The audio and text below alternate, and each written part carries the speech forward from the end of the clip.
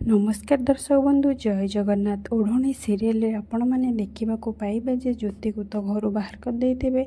सबुदिन सकाळ भली आज मध्य संध्या शुभ आलती होउथिबो।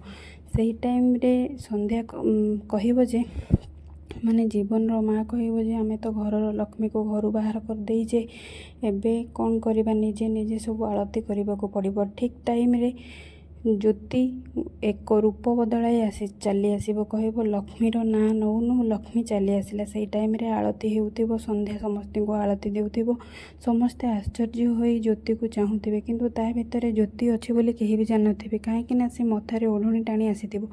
राणा कहबो जे एई तू किए से आ सीधा सीधा कौन घर को चली आसछु। ज्योति कहबो जे काଣା कहुछ गो, आपण माने तो लक्ष्मी को खोजुथिले ना, मुई हेउछि लक्ष्मी, मोर नाम लक्ष्मी।